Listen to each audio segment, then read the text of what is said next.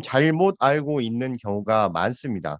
근데 한국 사람들은 대부분 위장장애를 좀 많이 가지고 있어요. 이걸 소화불량이라고 하고요. 저희는 심야 약국을 하고 있기 때문에 새벽 1시까지 약국을 하고 있는데요. 실제 보면 뭐 9시, 10시, 11시 늦게까지, 밤 늦게까지도 소화불량 때문에 오시는 분들이 굉장히 많이 있습니다. 그러면 이 소화불량에 대해서 원인을 또 모르는 경우가 있어요. 그렇기 때문에 일단은 소화불량이 단순히 내가 소화가 안 되는 것인지, 위산이 많이 나와서 또는 위염인지 이런 것에 대해서 알아야 된다라는 건데요. 그런데 최근 통계에 따르면 우리가 알고 있는 소화불량이 정말 원인이 잘못되고 어떻게 보면 헛다리를 짚고 있었다라는 겁니다. 그래서 더부룩한 위장의 잘못된 원인을 파악하고 이걸 바로잡아야 될 필요가 있고요. 두 번째, 뭐 결론부터 제목에서 나오기 시작했는데요. 위장관 질환은 결국 마이크로바이옴과 연관성이 있다라는 겁니다. 그 이유는 뭐냐면 마이크로바이옴에서 우리가 아래쪽으로 내려갈 수 있게끔 해줄 뿐만 아니라 이 마이크로바이옴에서 잘못돼서 이상 발효가 생긴다면 특히 우리 항생제 많이 먹었을 때 느껴봤죠. 아니면 최근에 돌고 있는 장염 때문에 위장관에서 이상 발효가 생겨서 가스가 위로 넘어오게 되고요. 위를 반대 아래에서 위로 밀치기 때문에 구토 증상, 우리가 장염 걸렸을 때 구토 증상이 일어나는 것들이 다 마이크로바이옴의 즉 장내 생태계에 의해서 영향을 받는다라는 겁니다. 그래서 위장관 운동에 대해서 마이크로바이옴 관리를 잘 해야 되는 게 먼저고요. 그런데 이 마이크로바이옴이 전부가 아니고 실제 위장관 질환에 대해서 영양요법을 어떤 것들이 있는지를 보게 된다면 비타민 B를 비롯해서 파이토케미칼 여러 가지 미네랄까지 있어야지만 위장관 운동이 정상적으로 된다라는 겁니다. 그래서 우리가 크론병이라든지 뭐 과민성 대장 증후군이 아니다 하더라도 우리는 소화불량이라든지 이런 게 가지고 있었을 때 위장 관리를 어떻게 해야 될지 계획을 세울 수 있는 거고요. 그리고 여기서 약간 심화를 거친다라고 한다면 크론병이라든지 장누수 증후군, 과민성 대장 증후군 같은 경우도 어떤 식으로 케어해야 될 것인지를 알 수 있을 거라고 생각이 듭니다. 그래서 많이 이 광고는 보셨을 거예요. 소화관 나와가지고 위에 있는 불을 꺼주는 거, 뭐 시원하다 이런 광고인데요. 이 광고가 개비스콘이라든지 뭐 이렇게 해서 위장에 대한 광고였습니다. 이 광고는 지금 굉장히 유행했던 광고인데요. 지금도 짤로 돌아다니는데 이 개비스콘이라든지 우리가 뭐 겔포스라든지 여러 가지 위장약 같은 경우에 대부분이 제산제로 되어 있습니다. 제산제가 주 원인 원료 주 약이 되는데요. 제산제라는 것은 제거하다, 산을 제거하는, 위산을 제거하는 역할을 해줍니다.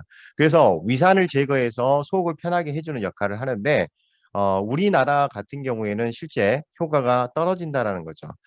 외국 같은 경우에서는 조사를 해보면 서양 같은 경우에는 44%가 소화불량이나 위장장애의 44%가 명치복통 증후군입니다. 이게 명치복통이란 것은 역류성 식도염에 의해서 나타나는 증상이고요. 역류성 식도염은 대표적으로 위산 과다에 의한 영향이라고 할 수 있는 거죠. 네덜란드 912명을 대상으로 조사한 결과이기 때문에 굉장히 신빙성 있는 부분인데요. 그렇지만 우리나라 소화기능성 질환 운동 학회 뭐 이런 학회에서 180여 명을 대상으로 한 조사 결과 속쓰림을 동반한 위산 과다에 의한 통증, 즉 역류성 식도염이나 이런 것은 5%에 불과했다라는 겁니다. 그런데 안타깝게도 병원에 의해서 소화불량이라든지 위장장애, 여러 가지 경련이라든지 이런 게 있었을 때 병원에서 처방하는 것을 보면 대부분 뭐 90%가 넘을 거라고 봐요. 제산제하고 위산 억제제를 처방하고 있다라는 겁니다. 그리고 실제 이 증상 때문에 피해를 보시는 분들이 있는데요. 이쪽에 나와 있는 이 분은 작은 병원에서 대부분 병원에서 처방받은 약을 먹었는데 이것들이 제산제하고 위산 억제제였다는 겁니다. 그렇지만 5년 동안 이게 해결되지 않아 큰 병원에서 확인해 본 결과 더부룩 답답한 식후 불편 증후군이라는 질환이었다는 거죠. 좀 어려운 말일 수도 있겠지만 이름 자체에서도 알 수 있겠죠. 식사 후에 불편한 증상을 나타내는 이런 증상을 가지고 있는 사람들이 74%고 이것은 위산 과다가 원인이 아니다라는 겁니다. 그렇기 때문에 우리가 속쓰림이라든지 불편함, 속쓰림으로 느끼는 거죠. 속쓰림이 아니라 그냥 위장이 불편한 것을 속쓰림으로 느껴서 제산제, 겔포스라든지 개비스콘이라든지 이런 짜먹는 제산제를 먹음으로써 내 증상이 완화된 듯한 느낌을 갖게 되지만 실제 이게 치료가 안 됐다는 겁니다. 그래서 이 부분에 대해서 어떤 식으로 관리를 해야 될지 얘기하는 부분이 세 가지 정도 얘기를 하고 있어요. 한국 사람들의 식사 시간이 너무 짧죠. 그래서 30분 이상 천천히 식사를 하는 게 중요하다라고 얘기합니다. 그 이유는 뭐냐면 위가 충분히 이제 죽 상태로 만들기 위해서 운동을 많이 해줘야 되는데 이게 급격하게 많은 양이 들어오면 얘가 움직일 수가 없어서 정체되어 있게 돼버린다는 거죠. 그리고 내려가지도 못해서 위에 대해서 물리적인 자극, 즉 위가 늘어나게 되면서 너무 늘어나게 되면서 위의 세포에 대한 부담을 느끼게 되고 결국 위 점막에서 분비물이 잘 나오지 않고 애가 소화가 되지 않는다는 겁니다. 두 번째, 헬리코박터균 때문에 그렇다는 거고요. 우리나라 대부분의 사람들이 헬리코박터균을 50% 정도 가지고 있습니다. 그렇지만 여기서 또 중요한 것은 뭐냐면요. 모든 사람이 그러니까 헬리코박터를 가지고 있는 모든 사람이 이런 증상이 나타나지 않는다라는 겁니다. 그래서 뒤에서 말씀드리겠지만 헬리코박터균을 가지고 있으나 이게 활동성으로 바뀌지 않고 위장에 장애를 일으키지 않는 것은 마이크로바이옴에서 좋은 미생물을 가지고 있을 때 헬리코박터균이 어느 정도 억제가 된다라는 연구 결과가 또 나와 있습니다. 그다음 세 번째는 뭐냐면 달고 짠 음식, 기름진 음식은 위벽을 자극하는 소화효소, 자극을 통해서 소화효소가 감소하기 때문에 이런 부분에 대해서 음식의 양을 조절을 할 뿐만 아니라 음식의 종류 또한 조절을 해야 된다는 거죠. 그래서 이런 것을 잘 보다 보면요. 지금 헬리코박터균을 억제하기 위해서 마이크로바이옴 관리가 중요하다는 얘기를 하고 있고요. 그다음에 위벽에서 소화효소가 전체적인 위 운동에 좋은 역할을 하고 있고 중요한 역할을 하고 있다는 것을 얘기하고 있다라면 소화 효소를 섭취할 필요가 있습니다. 그래서 효모하고 비타민 B 그다음에 여러 가지 식이섬유를 같이 복용을 했을 때 이런 더부룩 답답한 식후 불편 증후군을 없앨 수 있다는 거죠. 우리가 단순히 제산제를 먹음으로써 단기적으로 몇 분 어떻게 보면 하루 이틀 증상을 좋게 느끼는 거 그걸로 끝날 게 아니라 마이크로바이옴 관리하고 효소라든지 비타민 B, 파이토케미칼을 섭취함으로써 이것을 개선할 수 있다. 이렇게 정리할 수 있겠습니다. 그래서 실질적으로 이제 현상뿐만 아니라 논문을 보게 되면요. 장에서 분비되는 것들을 보게 되면 단즙염이라든지 단세지방산 이런 것들에 영향을 받는다라는 겁니다. 그래서 단세지방산은 많이 들어보셨죠? 단세지방산은 반대말이 장세지방산인데요. 장세라는 말은 길다라는 뜻이고 지방산 중에서 장세로 이루어진 게 대표적인 게 오메가3입니다. 그래서 오메가3가 우리 몸에 좋고 많은 영향을 미치는 것처럼 길진 않지만 짧은 단쇄 지방산도 우리 몸에 좋은 역할을 해주는 신호를 주는 물질입니다. 이 단쇄 지방산은 누가 만드냐면 바로 장내 미생물이 만드는 거죠.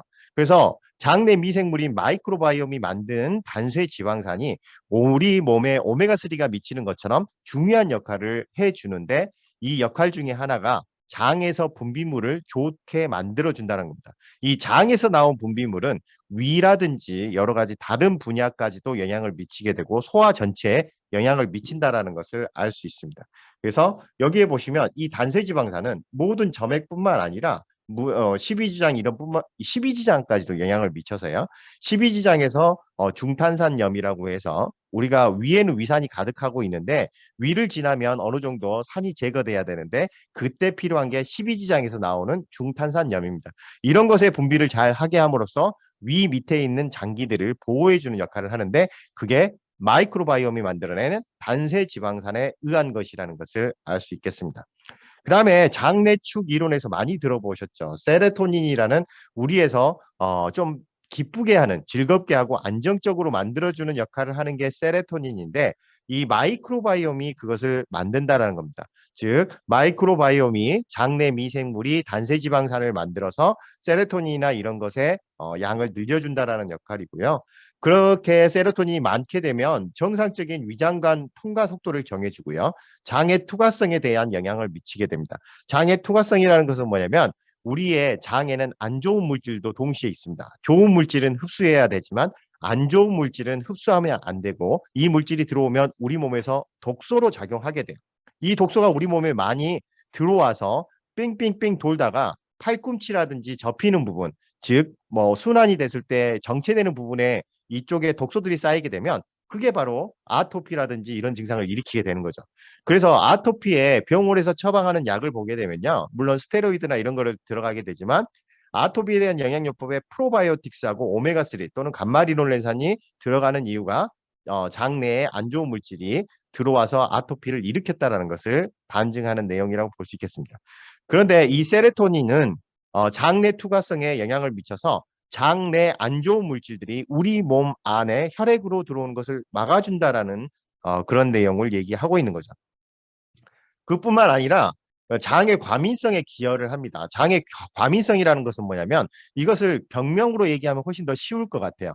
과민성 대장 증후군을 조절을 해주는 게 세로토닌이고, 그럼 또 반대로 다시 계속해서 반복해드리니까 이제 이해가 쉬울 거예요. 과민성 대장 증후군을 조절해주는 게 세로토닌의 농도인데, 이 세로토닌을 마이크로바이옴이 만든 단세지방산으로 조절할 수 있다라는 겁니다. 그 다음 또 하나는 뭐냐면 우리가 과민성 대장증후군 같은 경우는 장 운동이 너무 활발하게 일어나서 자꾸 화장실을 가는 거잖아요. 그런데 반대 경우도 있습니다. 즉 장의 소장의 속도가 느려지는 질환인 뭐 그런 질환들이 있는데요. 그런 거에서 메탄 형상이라든지 수소가스 형성을 막아주는 역할을 해줘서 소장 건강에도 영향을 미칩니다. 지금 우리 마이크로바이옴은 대부분 대장 건강에만 영향을 미친다고 생각하는데요. 대장 위에 있는 소장에도 영향을 미치게 되면 이런 부분에 대해서 소장 건강하지 못하면 복통이라든지 구역질이라든지 위쪽으로 넘어오는, 그러니까 위를 통과해서 식도로 위로 올라와 버리는 그런 소화불량을 일으키게 되는데 그게 세로토닌과 연관성이 있다라는 겁니다. 그리고 이제 또 하나는 뭐냐면 지금 과민성 대장 증후군에 대해서 또 얘기를 조금 더 하면요. 과민성 대장 증후군이 스트레스에 대한 원인이 많다는 겁니다. 스트레스는 스트레스 호르몬인 코티솔에 영향을 받는데 이 코티솔이 부신에서 나오는 거고요. 그게 뇌하수체의 시상하부 이 작을 거쳐서 코티솔이 나오게 되는 거죠. 내가 스트레스를 받게 되면 시상하부 뇌하수체를 거쳐서 부신에서 코티솔이 나와서 뇌 위장관의 속도를 멈춰버리게 한다는 겁니다. 그 이유는 뭐냐면 잘 생각을 해보면 코티솔이 언제 나오냐를 한번 생각을 해볼 필요가 있는데요. 코티솔은 원래 우리 몸에서 필요한 싸울 때 나오는 호르몬입니다. 그런데 싸울 때 나오는 호르몬에서 우리가 싸울 때 갑자기 화장실 가고 싶으면 안 되겠죠. 그러니까 싸울 때 나오는 호르몬인 코티솔은 화장실을 가고 싶게 안 만듭니다. 즉 내가 소변을 본다든지 밥을 먹고 싶다든지 그다음에 대변을 보고 싶게끔 안 만들기 때문에 코티솔이 많이 나오게 되는 만성 스트레스에 빠진 사람들은 뭐 과민성 대장 증후군이 된다든지 아까 장의 속도가 느려져서 변비가 된다든지 이런 장내 문제가 일으킬 수 있는 상황이 돼버린다는 거죠. 그래서 뭐 그렇게 우리가 스트레스 받으면 변비가 생겨야 되는 거 아니야? 라고 할 수 있지만 변비가 됐든 설사가 됐든 둘 다 어느 쪽으로 과속 그러니까 과도하게 전염될 수 있다라는 것을 또 알아주셨으면 좋겠습니다. 그다음에 이제 또 하나는 뭐냐면 우리 아까 헬리코박터균에 대한 논문인데요. 헬리코박터균에 감염이 되면 어떤 일이 벌어지냐면요. 이쪽에 보면 네거티브라고 해가지고 헬리코박터균에 감염이 안 된 사람들의 장내 미생물이 이렇게 다양하게 들어있는 것을 확인할 수 있습니다. 그러나 헬리코박터균에 감염이 된 사람은요. 관리를 하지 않았을 경우에 이쪽으로 보면 안 좋은 균은 많지만 좋은 균들이 굉장히 줄어드는 것을 확인할 수 있습니다. 그래서 헬리코박터균에 감염된 사람은 위 건강뿐만 아니라 장 건강도 안 좋아질 수 있고요.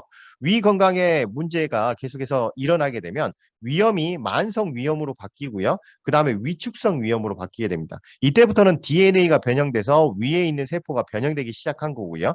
위에 대한 기능이 많이 떨어지게 되는 겁니다. 그뿐만 아니라 이게 위에 있는 세포가 장상피 세포로 바뀌어 버려요. 즉 위의 세포가 위벽에 있는 세포가 위벽처럼 그대로 있어야 되는데 DNA가 변형되다 보니까 이게 장상피처럼 바뀌어 버리는 거. 이게 한자로 하시면 다 장상피 세포 화돼 버리는 것이 이거라고 생각하시면 됩니다. 위가 더 이상의 기능을 갖지 못하게 되는 상황이 돼 버리는 거고요. 그것이 좀 심해지면 결국 암으로 가게 되는 겁니다. 그런데 이 헬리코박터균이 그런 능력을 가지고 있지만 대한민국 사람의 50%가 헬리코박터를 가지고 있음에도 불구하고 헬리코박터균이 뭐 제거하면 좋겠지만요. 제거할 필요가 없는 사람들이 많이 있는 이유는 뭐냐면 건강한 마이크로바이옴을 가지고 있는 사람들은 헬리코박터균의 해로운 작용을 약화시킬 수 있다라고 나와 있습니다. 그렇기 때문에 대한민국 사람들의 반이니까 저 아니면 저의 집사람 둘 중에 하나는 분명히 헬리코박터균을 가지고 있다라고 생각을 할 수 있는 거고요. 가지고 있다라고 한다면 이게 발현되지 않게 하기 위해서 마이크로바이옴 관리를 잘 해야 된다는 겁니다. 마이크로바이옴 관리는 뭐 당연하죠. 프로바이오틱스, 식이섬유 많이 섭취하면 됩니다. 그 다음 또 하나는 뭐냐면 이쪽에 추가할 내용은 뭐냐면 파이토케미칼은 유익균을 증가시켜주고요. 유해균을 억제하는 역할을 합니다. 우리가 마이크로바이옴 관리를 해야지라고 생각을 했을 때 우리가 놓칠 수 있는 게 바로 파이토케미칼인데요. 파이토케미칼을 섭취해야지 유익균 늘려주고 유해균을 줄여주는 역할을 합니다. 프로바이오틱스도 같은 역할을 하지만 파이토케미칼을 같이 섭취해야지만 효과가 시너지 효과를 나타낼 수 있다는 것을 기억을 하셨으면 좋겠습니다. 그다음 여기에서 논문에서 또 하나 얘기하고 있는 것은 어떤 내용이냐면요.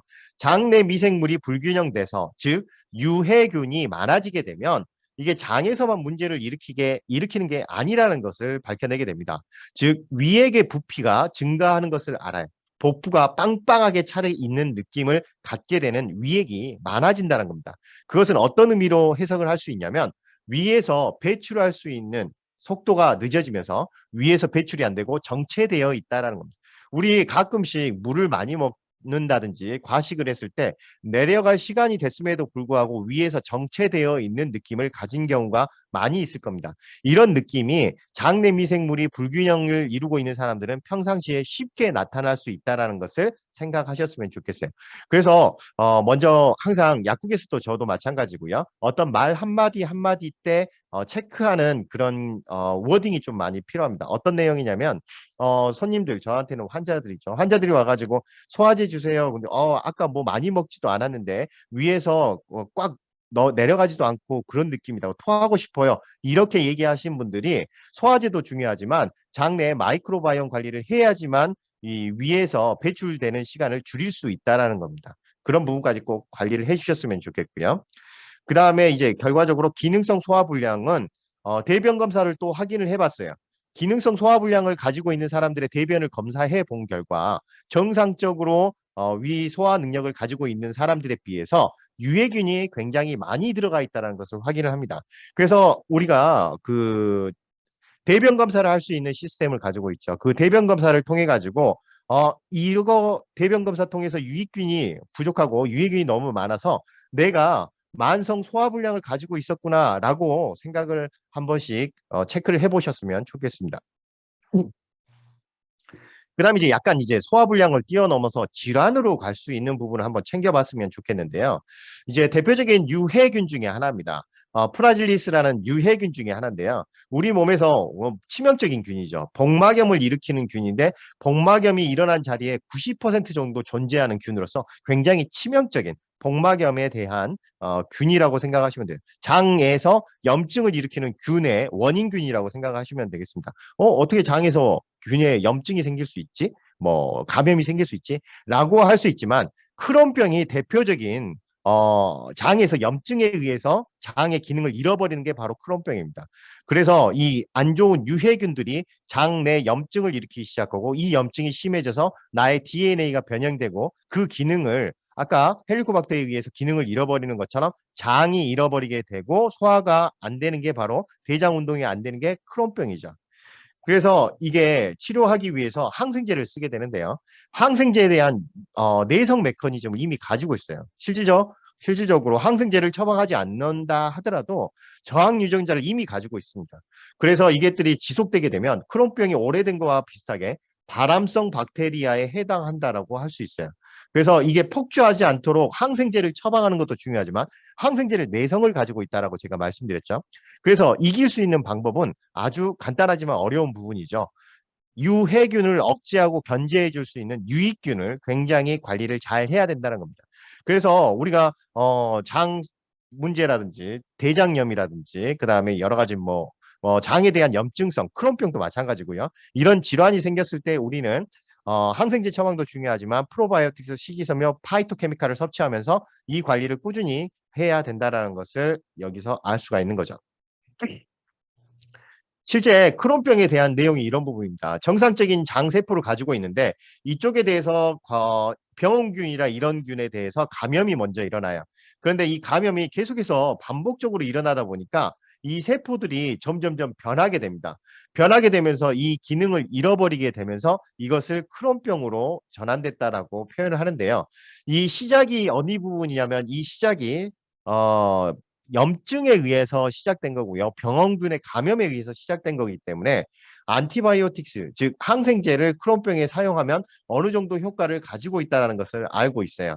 3천 명을 환자를 대상으로 항생제 처방을 하였더니 크론병이 어느 정도 개선된다라는 것을 확실히 연구 결과를 통해서 알 수 있습니다. 그 방법은 그 메커니즘은 어떻게 되냐면 항생제를 투여함으로써 병원균의 원인이 됐던 유해균을 치료하게 되는 거고요. 이 유해균이 없어지면서 상대적으로 유익균이 증가하는 겁니다. 근데 문제는 뭐냐면 항생제는 유익균과 유해균을 가리지 않아요. 지금 크론병으로 고생하는 사람들의 이 사람들의 장 상태를 보면요. 유익균도 있겠지만 유해균이 더 많이 있습니다. 그래서 항생제를 써서 균을 둘 다 죽이다 보면 유해균들이 더 많이 죽어요. 그래서 유해균이 없어졌기 때문에 그 반대로 유익균들이 조금 올라오는 느낌이지만 항생제를 지속적으로 쓰게 되면 유익균들이 그 자리를 차지할 수 있는 그런 상태가 되지 못합니다. 그래서 최근에는 과거에는 크론병 같은 경우에 항생제 처방을 해야 된다라고 말을 많이 했지만 최근에는 크론병 같은 경우에 항생제 처방보다 프로바이오틱스나 유익균 관리가 더 중요하다라고 조금씩 얘기하고 있는 트렌드라고 보시면 될 것 같아요.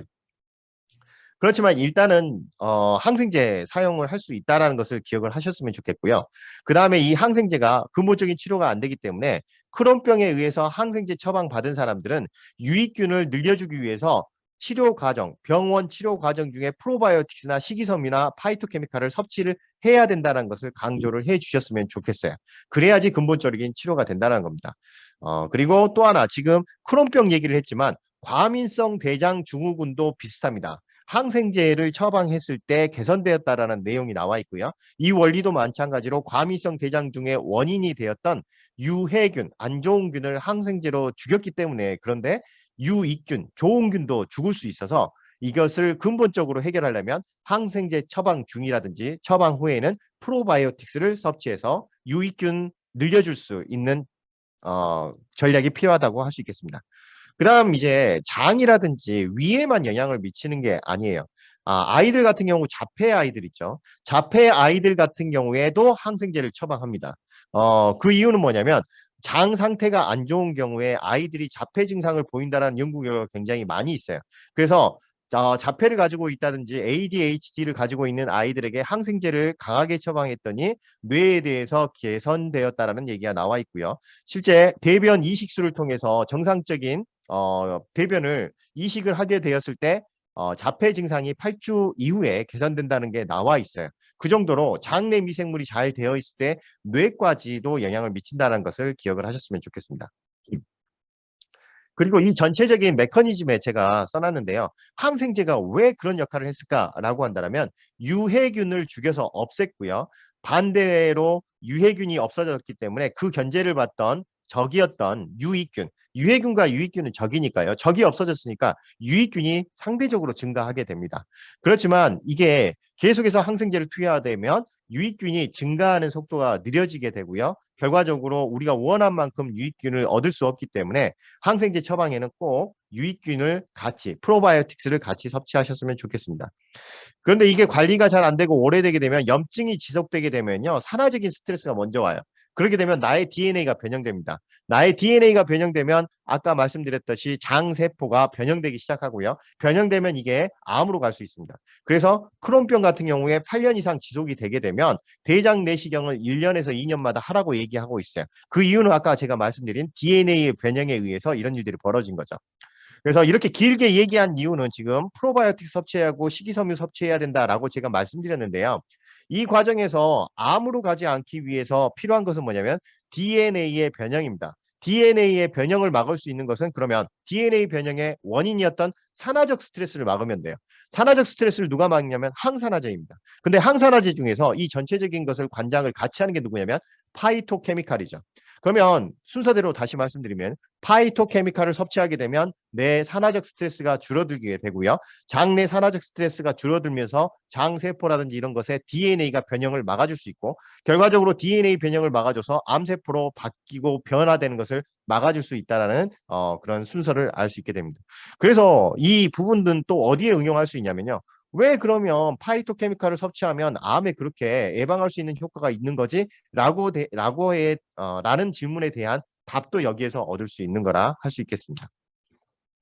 그다음 이제 항생제를 치료에도 쓰는데 항생제에 대한 부작용이 너무 많이 나타나고 있습니다. 그거에 대한 대표적인 게 작년에 나왔던 뉴스인데요. 지금 이 부분은 어떤 부분이냐면 지금 디피실이라는 이 감염증에 대해서 얘기를 하고 있습니다. 이 디피실이라는 균은 원래는 중간균이에요.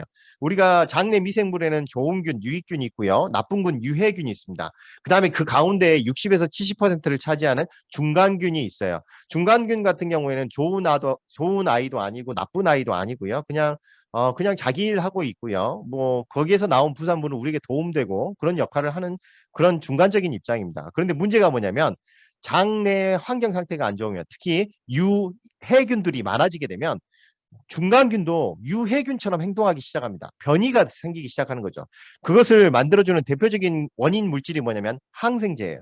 항생제를 먹게 되면 유익균의 피해가 더 크고요. 유해균은 덜 손해를 보기 때문에 유해균이 우위 물질이 됩니다. 우위를 차지하게 되면 중간균이 유익균보다는 유해균, 나쁜 균을 따라서 하기 시작하고요. 그게 변화가 돼버려요. 그래서 여기 보시면 장내 미생물이 좋은 상태에서는 그냥 알 형태로 되어 있는데 얘네들이 안 좋은 상태가 되면 이렇게 발현되기 시작하는 게 디피실입니다. 그리고 나서 장내 감염증을 일으키게 되고요. 장내 감염은 다시 한번 중요하니까 한 번 더 말씀드리면 장내 감염이 계속되면 염증이 일어나고요. 염증이 일어나면 이 산화적 스트레스가 발생이 되고 산화적 스트레스가 발생이 되면 장에 있는 DNA가 변화시키게 됩니다. 그러면 이게 암이라든지 이런 질환으로 바뀔 수가 있다는 거죠. 그런데 이 증상을 보게 되면요. 10년 전에 보게 되면 거의 없었어요. 그런데 이게 급격하게 우리나라에서 증가하고 있는 것을 보이게 됩니다. 10년 동안 10배 정도 증가하게 됐고요. 그 다음에 DP실에 대한 이런 것들이 지금 나이가 들어가면서 더 심해지고 있습니다. 나이가 들어가면서 더 심해지기 때문에 관리가 꼭 필요하다면 어떤 관리를 먼저 얘기하냐면 프로바이오틱스하고 식이섬유하고 파이토케미칼을 같이 섭취해야지만 마이크로바이옴의 변화를 느낄 수가 있는 거죠. 우리가 프로바이오틱스만 섭취했을 때 느낌이 조금 부족한 사람들이 있는데요. 그런 사람들은 이 역전을 하기 위해서 프로바이오틱스와 식이섬유하고 파이토케미칼을 같이 섭취해야지 장내 역전을 할 수 있게 되는 겁니다. 그 다음 또 하나는 뭐냐면 요즘 저희가 소아과 앞에서도 그 약국을 했었는데요. 소아과 1년 돌이 안 된 아이들도 항생제 굉장히 많이 먹어요. 그런데 만 1세 미만의 항생제를 복용한 어린 아이들은 궤양성 대장염이라든지 크론병에 걸릴 확률이 3배 정도 늘어나게 됩니다. 엄청나게 많이 늘어나는 거죠. 그래서 아이들 같은 경우에는 항생제 분명히 1살 미만에 시작하고 있거든요. 특히 그 다음에 제왕절개를 하신 사람들은 제왕절개 했는데 항생제 안 먹었다고 하면 틀린 말이 됩니다. 왜 그러냐면 제왕절개를 할 때 엄마에게 주사한 항생제는 태반을 통과해서 아이에 전달되기 때문에 그래요. 그래서 태어나기 전부터 항생제를 이미 먹었던 아이들입니다. 그래서 궤양성 대장염이라든지 크론병에 걸릴 확률이 3배가 더 높다라는 거고요. 그렇기 때문에 이 아이들은 프로바이오틱스, 식이섬유, 그다음에 파이토케미칼을 빠르게 다른 아이들보다 빨리 시작을 해야 되는 거죠. 그래서 크론병 같은 경우에는 항생제 처방이 해결은 해주고 도움이 되긴 하지만 장기적인 답이 될 수가 없어요. 그래서 유익균이 굉장히 필요한 거고요. 그다음 또 하나의 조사에 따르면 영국에서 한 조사인데요. 영국에서 600명 대상으로 제왕절개를 통해서 태어난 아이들 40년 조사를 해봤더니 성인이 되었을 때 셀리악이라든지 엄청난 알레르기 반응이죠. 그다음에 그 크론병이라든지 이런 거에 발병 증가가 높다라고 네이처에서 발표를 했습니다. 그래서 항생제 거의 대부분 우리 제왕절개를 통해서 태어난 아이가 벌써 50%를 넘었거든요. 이 옷의 반을 넘었고 그다음에 항생제 한 살 미만의 항생제 먹는 아이들 급속도로 늘어났습니다. 그래서 크론병이라든지 이런 거 걸릴 확률이 높아졌는데 이런 아이들을 그러면 더 건강하게 제자리로 돌리려면 할 수 있는 방법이 뭐냐면 장내 마이크로바이옴을 빠르게 정상화 시켜야 돼요. 그래서 뭐 과거에는 1살 미만의 아이들은 프로바이오틱스 섭취를 조금 신중하게 하라 이런 거는 어떤 내용이냐면 엄마에게서 좋은 균을 받았을 때 얘기입니다. 그렇지만 요즘 아이들은 엄마에게서 좋은 균을 받지 못해요. 제왕절개도 하고 항생제를 먹기 때문에. 그렇기 때문에 한 살 미만이어도 아이가 장내 미생물이 안 좋다라고 생각이 되면 프로바이오틱스를 일찍 시작하는 것이 답일 수 있습니다. 그래서 첫 번째 단원을 정리를 하게 되면요. 지금 더부룩한 위장을 가지고 있는 원인은 위산가다가 5%밖에 안 돼요. 그래서 제산제 많이 처방하고 약국에서 제산제 많이 먹는데 이게 방법이 아닐 수 있고요. 근본적인 방법이 아니다는 것은 확실한 겁니다. 식후 불편 증후군이 74%인데 이것은 결국 장내 미생물에 의해서 영향을 받는다는 거고요. 식후 불편증을 직간접적으로 개선할 수 있는 게 마이크로바이옴 관리라는 겁니다. 그럼 마이크로바이옴을 어떻게 관리해야 될 것인지 라고 했을 때 안 좋은 상태가 있죠. 유해균들이 너무 많은 사람들은 항생제를 먼저 먹어야 되죠. 항생제로 해서 유해균을 먼저 제거를 해주고요. 제거해 준 걸로 끝나면 안 되고 유익균을 늘려줄 필요가 있다는 겁니다. 왜냐하면 항생제를 계속해서 남용하고 이렇게 쓰게 되면 반대로 유익균도 죽어서 위장관의 건강을 위협할 수 있고 반대로 역습을 당할 수 있다는 것을 기억을 해주셨으면 좋겠습니다. 그럼 마이크로바이옴 관리는 세 가지로 딱 얘기한다면 프로바이오틱 섭취 이걸로 부족하면 식이섬유 그 다음에 파이토케미칼까지 기억을 하셨으면 좋겠습니다. 그리고 이제 증상들이 있는데요. 지금 대부분 보면 변비, 설사 이렇게 왔다 갔다 하는데 장 상태로만 걱정을 하시는 분들이 생각보다 많은데요. 실제 장 상태보다 소장에서 문제가 생기는 경우도 되게 많아요. 소장은 어느 부분이냐면 우리가 대장이 마지막 부분이잖아요. 마지막 부분에서 약간 위로 올라오면 조금 더 그 전 단계에 소장이라고 있습니다. 소장에서 대부분의 영양을 흡수하는 부분, 가장 중요한 부분이 소장이고요. 우리가 말하는 융털 같은 거, 뽀송뽀송한 그런 털 같은 것을 가지고 있는 것이 바로 소장이에요. 그런데 이 소장에서 여러 가지 문제가 최근 일어나기 시작합니다. 그래서 예를 들어서 설사는 하지 않은데 구토하시는 분들 있죠. 그럼 복부 팽만감 있는 분들, 그 다음에 여러 가지 그 복통을 가지고 있고 계속 울렁거리고 이런 사람들이 대부분 소장에서 이쪽에 보면 소장의 박테리아가 급격하게 증가하기 때문에 소장에 문제가 생기는 경우가 굉장히 많이 있어요. 그런데 그 원인이 무엇이냐고 본다라면 식생활에 영향을 많이 받는다라는 것을 알 수 있습니다. 이게 내가 식생활이 이래서 첫째, 장내 영양 성분이 부족했고요. 그 결과 마이크로바이옴이 파괴됐고 장 운동이 또 저하되게 돼요. 장 운동이 저하되니까 늦게 나가기 때문에 어떤 일이 되냐면 이상 발효라고 하죠. 빨리 나가야 되는데 안에서 발효가 생겨버립니다. 어떻게 보면 상해버린다고 할 수 있죠. 그러면서 칸디다하고 효모 안 생겨야 돼. 유익균이 생겨야 되는데 효모균이라든지 뭐 곰팡이균이라든지 이런 것들이 더 많이 생기게 되고요. 이게 다시 독성 물질을 만들어요. 독성 물질을 만드니까 다시 앞으로 가가지고 이게 악순환이 되는 겁니다. 계속해서 삥삥삥 이 과정이 악순환이 되게 되는 거고요. 결과적으로 이게 심해지면 설사, 구토, 무기력증, 복통, 변비 이런 것들이 일어나는데 대장은 괜찮은데 왜 소장에서 이런 것들이 일어나서 더부룩답답한 증상들을 더 많이 만들 수 있다는 거죠. 그래서 그것을 그림으로 한번 보게 되면요. 이걸 한번 우리의 장을 나눠봤습니다. 이쪽 부분이 대장이에요. 대장. 대장인데 이 전 단계에서는 실제 프로바이오틱스라든지 유익균이라든지 균이 원래는 많이 없어야 됩니다. 대장에 대부분의 균이 많이 있고요. 소장에도 일부 있지만 그렇게 많은 균이 있지 않아요. 그런데 이게 어떻게 보면 하수구 막혔다고 생각하시면 돼요. 변비가 심했다든지 특히 우리가 술 많이 먹었다든지 그다음에 고탄수화물이라든지 고탄수화물보다도 고당이겠죠. 설탕 많이 먹고 과당 같은 경우 음료수 콜라 사이다 많이 먹게 되면 이쪽 부분이 점점 이상 발효가 되면서 역류하기 시작합니다. 역류하면서 이쪽 공장, 소장에나 이렇게 해당하는 부분에 점점점 박테리아가 더 많이 증식하게 돼요. 그럼 박테리아가 증식하게 되면 어떻게 되냐면 소장에 있는 그런 세포들이 변화하기 시작합니다. 그러면서 여기도 뭐 여러 가지 문제가 생기게 되는 거죠. 그래서 그 과정을 보면요. 탄수화물, 당의 그 대표적인 거죠. 당에서 소장이 발효가 돼요. 그런데 이쪽에 발효가 되면서 대장에 있어야 될 균들이 서서히 올라오기 시작합니다. 그러면 이 설탕들이 분해되면서 만들어지는 게 수소 부산물인데요. 그런 것들이 설사를 일으켜요. 그리고 나서 시간이 지나면 어떤 일이 벌어지냐면 고세균이라고 해서 이상한 균들이 생기는데 이게 메탄가스를 만듭니다. 그런 것들은 다시 또 변비를 일으켜요. 그러다 보니까 소장 내 가스가 많이 차요. 가끔씩 이런 분들 되게 많거든요. 가스가 너무 많이 차요. 방귀를 뀌고 싶은데도 안 나오고 뭐 더부룩 답답해요. 그리고 어쩔 때는 설사하고 어쩔 때는 변비가 일어나요. 이렇게 하신 분들은 소장까지 이상균들이 들어왔지 않았는지를 확인을 해볼 필요가 있다는 거죠. 이게 관리를 안 하게 되면 간 손상이 일어나고요. 복통과 경련 이런 것들이 일어나지만 변비 또한 일어나는 거죠. 더 큰 문제는 뭐냐면 이게 또 짝꿍이 돼요. 과민성 대장 증후군까지 동시에 가지고 되는 확률이 80%가 되는 겁니다. 그래서 거의 한 세트라고 보시면 돼요.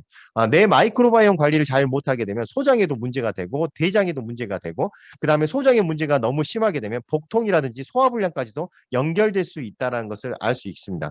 그러면서 대장에 문제가 되기 때문에 이게 사이토카인이라는 염증 물질이 나오면서 피부염, 아토피 이런 것까지도 만들 수 있다는 거죠. 그러면 반대로 우리 아이가 피부염을 가지고 있고 아토피를 가지고 있다. 그러면 소화불량을 성인이 돼서 가질 확률이 높다라는 겁니다. 그래서 반대로 이런 것을 관리를 잘 해서 성인이 되었을 때 불편하지 않도록 어렸을 때부터 관리를 해줄 필요가 있는 거죠. 그래서 영양요법으로는 이 부분입니다. 식이요법으로 피해야 될 것은 뭐냐면 알코올이죠. 그 다음에 가공탄수화물 피해야 되고 설탕입니다. 대부분 설탕이 원인이에요. 그 다음에 초가공식품, 쿠키라든지 햄버거라든지 이런 것을 좀 피해야 되고요. 늘려야 될 것은 뭐냐면 식이섬유하고 파이토케미칼 운동입니다.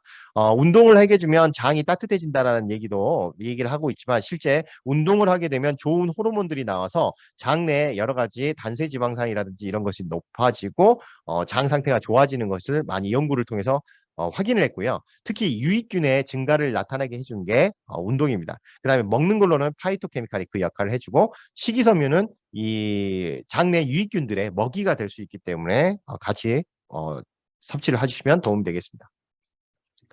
그래서 여기 또 정리를 하게 되면요. 우리가 이게 소장에서 문제가 생기는 것들은 제산제도 그 역할을 해줘요.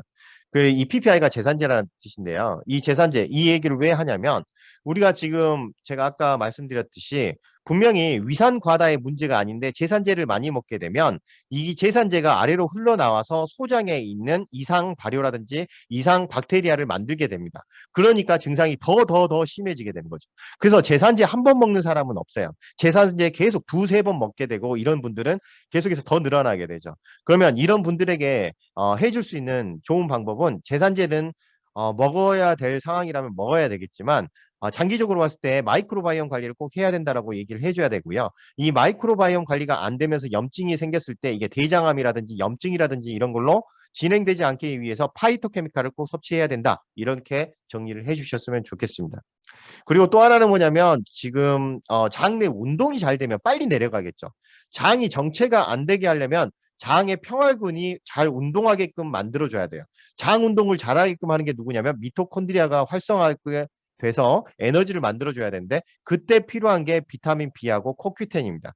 그래서 왜 비타민 B를 먹어야 되지? 그렇게 했을 때 우리가 바로 비타민 B가 장내 운동을 잘 할 수 있게끔 해주는 거예요. 그 다음에 소화 호르몬이라든지 소화 효소가 잘 나와야 되는데 효소들은 대부분 단백질로 이루어져 있습니다. 그래서 단백질 섭취가 꼭 필요하고요. 식후에 오메가3를 섭취하는 것도 도움이 돼요. 그 다음에 세로토닌이 위장관 운동을 정상적으로 해주는데 이 원인 원료가 되는 게 트립토판과 그리고 만들어질 때 필요한 게 비타민 B3하고 6, 그냥 비타민 B라고 생각하셨으면 좋겠습니다. 그래서 우리가 세로토닌, 위 운동이 정상화되려면 트립토판, 단백질 아미노산 섭취해야 되고 비타민 B를 섭취해야 된다. 이렇게 정리를 할 수 있겠어요. 그 다음에 정말 더 흔한 게 과민성 대장 증후군이죠. 그런데 소장에서 생긴 일은 우리가 과민성 대장 증후군으로 착각하는 경우도 되게 많아요. 그래서 내가 과민성 대장 증후군을 가지고 있는 사람이 더 많다라고 확신은 못합니다. 소장에 문제가 있는 사람들도 그것을 알지 못하고 대장에 문제가 있었다고 생각할 수도 있고요. 위장에 문제가 있었다고 생각할 수 있어요. 그래서 이 전체적인 것은 공통적으로 해결해야 된 프로바이오틱스하고 식이섬유, 비타민 B, 파이토케미칼 이런 것들을 다 기억을 한꺼번에 하셨으면 좋겠고요. 여기에서도 필요한 게 과민성 대장 증후군도 마찬가지로 프로바이오틱스 식이섬유, 퀘르세틴이 굉장히 영양 효과가 있다라고 나와 있습니다. 그런데 퀘르세틴 하나만 딱 집어서 실험을 하긴 했지만 실제 파이토케미칼이 좋은 역할을 해줘요. 그래서 식물 영양소, 식물 비타민을 꼭 섭취를 하시는 게 전체적으로 마이크로바이옴 개선에 도움이 됩니다. 그다음에 세로토닌은 다시 한번 말씀드리지만 소장에서도 문제가 있었을 때도 필요했지만 이 세로토닌이 과민성 대장 증후군에도 필요해요. 엽산, 비타민 B, 그다음에 태아닌, 파이토케미칼 그게 역할을 해주고요. 그다음에 과민성 대장 증후군을 가지고 있는 사람들은 밤에 잠을 자지 못합니다. 그래서 태아닌이라든지 미강 주정 추출물 마이크로바이옴 관리를 통해 가지고 수면을 잘 취해야지 세로토닌이 내 몸에 많이 있게 되고요. 세로토닌이 있어야 장 운동이 정상화돼요. 그래서 수면 관리까지도 한꺼번에 생각을 하셔야 됩니다. 그 과민성 대장증후군 있을 때 장만 생각을 하시는 경우가 있는데요. 잠잘 때 장 운동이 많이 치유가 될 수 있다는 것을 생각을 하신다면 미강 주정 추출물 태아닌 마이크로바이옴까지 생각을 하셔서 급하게끔 내가 장이 반응하지 않도록 막아주는 것도 도움이 됩니다. 그래도 과민성 대장증후군에 또 나왔는데 알코올과 과당, 설탕 이런 것은 좀 피해 주셔야 되고요. 의외로 단백질 섭취가 효소라든지 이제 효소가 원료가 되기 때문에 필요하다라고 할 수 있겠어요. 그래서 과민성 대장증후군은 또 하나는 연구 결과에 나와 있는 건 어떤 거냐면요.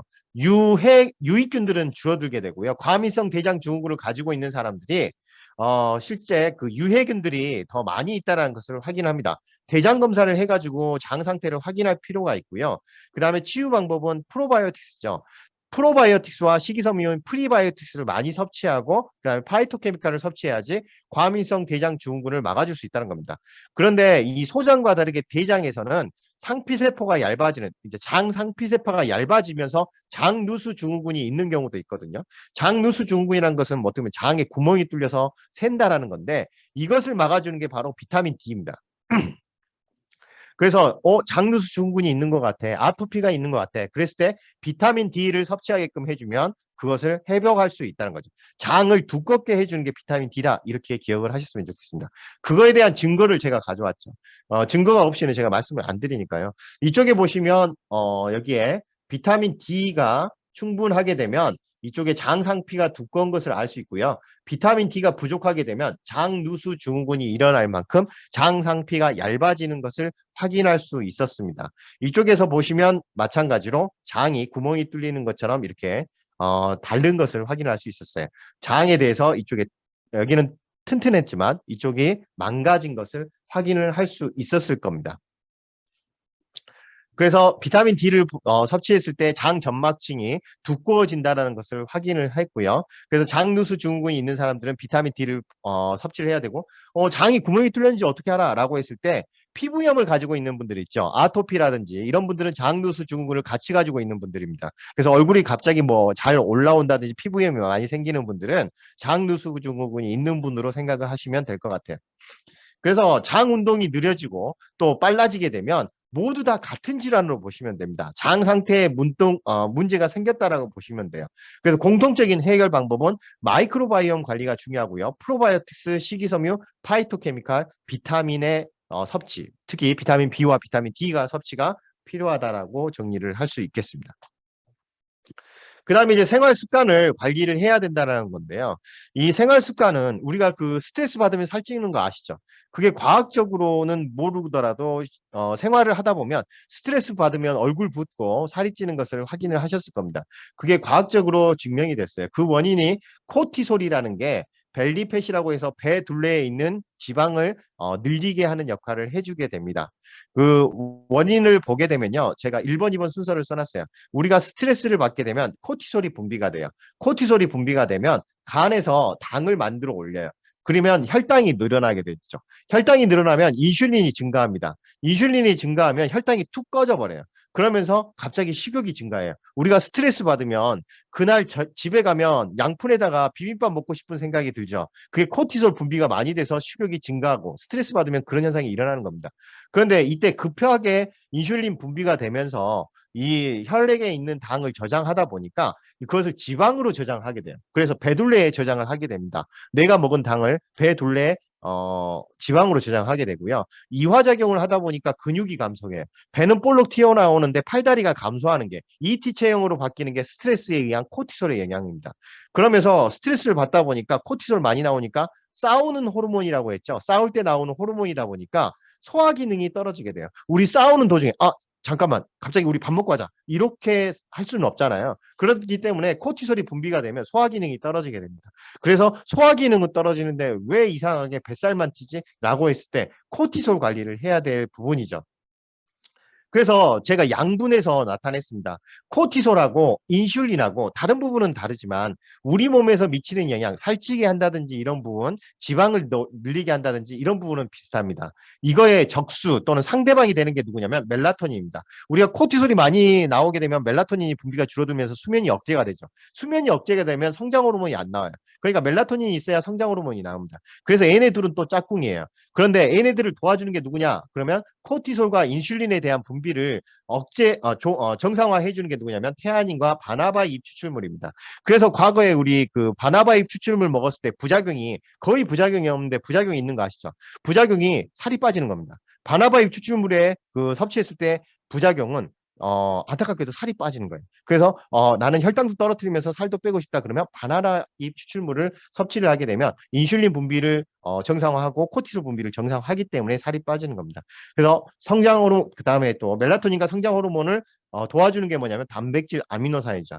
그래서 내가 스트레스 많이 받는 체질이다 그러면 태아닌 섭취를 한번 생각을 해보셨으면 좋겠고요. 스트레스 받으면서 뱃살이 찌는 편이다 그러면 바나바 잎 추출물을 생각을 해보시면 좋겠고 그다음에 나는 스트레스 받으면 잠을 못 자고 그러기 때문에 다음날 부어라고 하면 멜라토닌 많이 분비되게끔 뭐 단백질이라든지 아미노산 섭취를 하시면 도움이 됩니다. 미강 주정 추출물까지 생각을 해보셔도 되고요.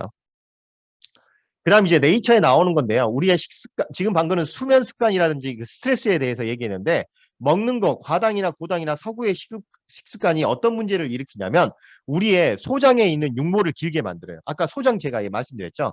어제 소장의 육모가 이 정도로 좀 잘 자라고 그냥 아주 균일하게 또르르륵 나와 있어야 됩니다. 그런데 갑자기 있는 소장의 육모가 이렇게 길어지게 돼요. 뭐를 먹냐면 과당이라든지 콜라, 사이다 많이 먹고 그다음에 설탕을 많이 먹게 되면 얘가 길이가 길어져요. 길이가 길어지면 좋아지는 거 아니야? 라고 할 수 있지만 이쪽에서 하는 역할은 뭐냐면 지방을 많이 흡수하는 그런 곳입니다. 그러다 보니까 이 길이가 길어지면 지방을 더 잘 흡수하게 돼요. 우리 몸에서. 그러니까 더 살이 많이 찌고 지방이 더 늘어날 수 있습니다. 콜레스테롤 수치도 더 높아질 수 있고요. 또 하나는 뭐냐면 얘네들이 길어지면서 얇아져요. 얇아지기 때문에 위에서 본다면 위에 안 좋은 독성 물질이 소장을 통해서 들어올 수 있어요. 즉 소장에 대한 투과율이 높아질 수 있다는 겁니다. 그래서 점점점 독성 물질이 많이 생기고 아토피가 많이 생길 수 있다는 거고요. 그 다음에 서구식이나 설탕을 많이 먹게 되면 이쪽에 점점 과당이 제일 문제고요. 설탕하고 이런 걸 봤을 때 과당이 우리 몸에서 염증을 훨씬 더 많이 생기게끔 하고 그런 문제를 일으킬 수 있다는 겁니다. 지금 이쪽 보면 맨들맨들한 부분이 대장이고요. 이쪽에 융목으로 되어 있는 게 바로 소장입니다. 소장과 대장은 이렇게 경계가 잘 되어 있어야 되는데 이쪽 부분을 파괴하는 게 바로 이 부분이라고 생각하시면 돼요. 그런데 이 파괴를 누가 이끌었냐? 고당, 그 다음에 과당, 서구의 식습관이 소장과 대장을 완전히 세포를 바꾸었다라고 할 수 있겠죠. 그래서 제가 정리해 놓으면 소장, 대장, 세포는 서로 달라요. 그래서 각각의 형태를 유지를 해야 되는데 이 산화적 스트레스가 변이의 원인입니다. 그러면 산화적 스트레스는 누가 만들었냐? 알코올과 고당, 당이 많은 거하고 과당, 콜라나 사이다 같은 그런 당들이 그걸 만들었다는 거죠. 그러면 이 DNA 변형을 누가 만들어주냐? 파이토케미칼과 프로바이오틱스를 섭취해야 된다는 거죠. 그래서 우리 계속 장 건강했으면 프로바이오틱스 생각 많이 했거든요. 그런데 이게 전부가 아니다는 겁니다. 파이토케미칼을 섭취를 해야지 내 세포가 변이되는 것을 막을 수 있고 제 기능을 계속 유지할 수 있게끔 도와줄 수 있다. 이렇게 정리를 하셨으면 좋겠어요. 계속 반복하는 거기 때문에 기억하시는 데 도움이 될 거라고 생각이 듭니다.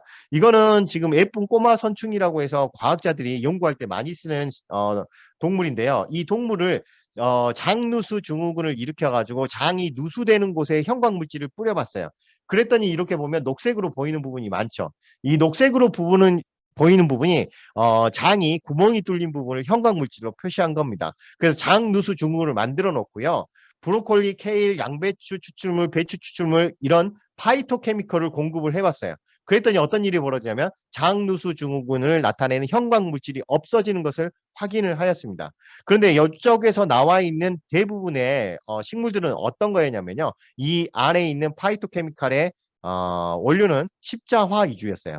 그래서 우리 그 예를 들어서 식물 영양소의 그 성분들을 보면요. 십자와 추출물이라고 써져 있는 이유가 바로 이 부분입니다. 십자와 추출물은 내 장 내 상피 세포를 회복을 시켜주어서 장 누수 증후군을 개선시키는 역할도 했다는 겁니다.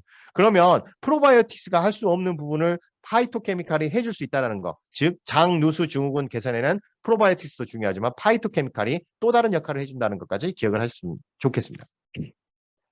그다음 이것은 지금까지 했던 내용에 조금 첨가해서 나온 보충을 한 거예요. 지금 우리가 여기 이 부분은 그냥 보셨으면 좋겠어요.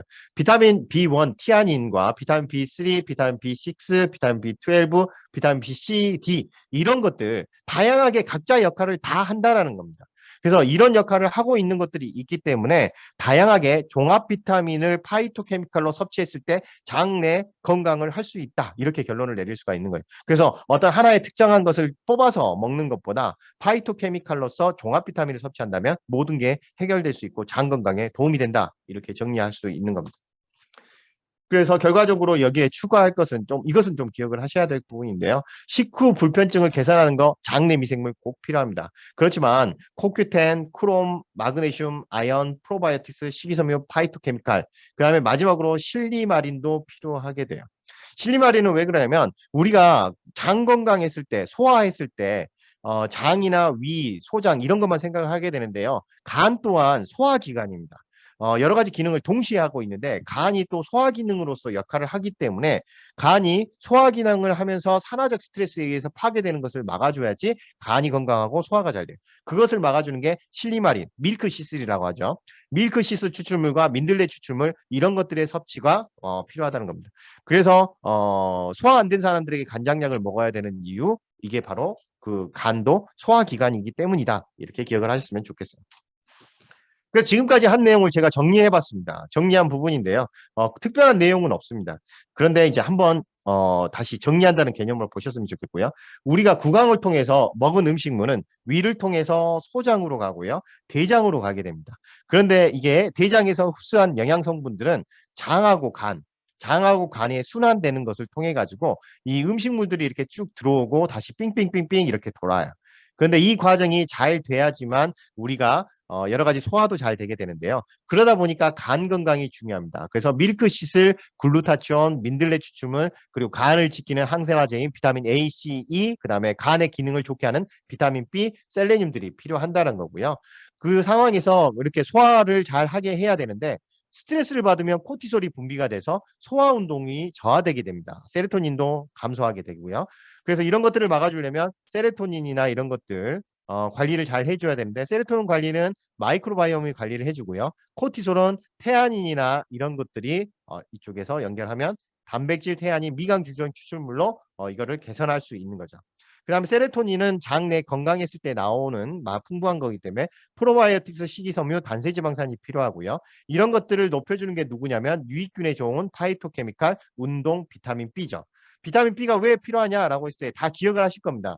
지금 말씀드릴게요. 상품명이긴 하지만 요즘에는 거의 판매가 안 되니까 비오비타라고 들어보셨을 겁니다. 비오를 영어로 쓰면 BIO예요. 예전에는 비오라고 해서 BIO라고 했습니다. BIO를 요즘 읽으면 뭐죠? 바이오예요. 바이오틱스입니다.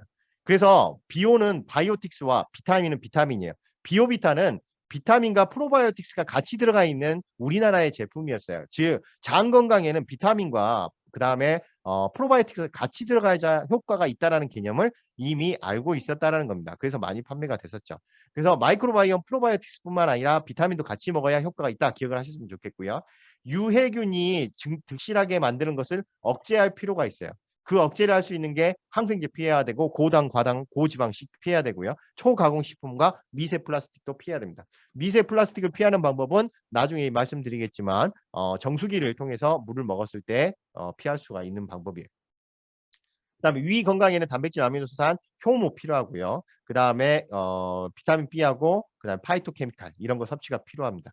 그래서 이 전체적인 관리가 잘 됐을 때 장 건강뿐만 아니라 소화불량 건강까지도 잘 될 수 있다. 이렇게 기억을 하셨으면 좋겠고요. 이건 뭐 시간이 없지만 조금 더 말씀드리면 이쪽에 심장에서 간에서 흡수된 게 심장을 통해서 폐로 가요. 폐로 가면서 우리가 말할 때 공기가 나오게 됩니다. 그런데 입냄새가 났을 때 구강 문제뿐만 아니라 폐라든지 이런 혈액에 남아 있는 불순물에 의해서 냄새가 날 수 있어요. 위에서 냄새 나는 것도 있겠지만 우리가 폐에서 냄새 나는 경우가 많습니다. 우리가 피 냄새 난다고 얘기하죠. 우리 달리기 많이 하면 폐에서 피 냄새 난다는 얘기 살짝 들어보신 경우가 있었을 겁니다. 마라톤 했을 때 피 냄새 나는 거, 즉 폐에서 입냄새로 나갈 수 있다는 건데 이게 간에서 온다는 거죠. 그래서 입냄새가 나시는 분들은 실리마린이나 민들레 추출물을 먹으면서 개선될 수도 있어요. 그래서 마지막으로 급한 식사라든지 스트레스, 단짠 이런 것들이 세포 변형을 일으킬 수 있는 스트레스를 주는 거고요. 산화적 스트레스를 막는 게 파이토케미칼입니다. 그래서 실제 장두수 증후군을 개선했다라는 거 십자가 추출물로 확인을 했고요. 그 외에 비타민 B, D, 프로바이오틱스, 아연, 크롬, 실리마린 이런 것들이 종합적으로 복합해 가지고 관리를 해 주신다면 소화불량이나 이런 것을 해결하실 수 있을 거라고 봅니다. 그래서 더부룩 답답함은 위산 문제가 아니었어요. 식생활이라든지 이런 것의 원인이 큽니다. 그래서 꼭꼭 씹어 먹고 식사도 적당히 천천히 하셔야 되고요. 그다음에 스트레스 관리가 답이죠. 거기에 영양요법을 추가한다면 파이토케미칼, 비타민 B, D, 프로바이오틱스 이런 것들이 도움을 줄 수 있다. 이렇게 결론을 내릴 수 있겠습니다. 긴 시간 집중해 주셔서 감사드리고요. 내용은 오늘 여기서 마치도록 하겠습니다.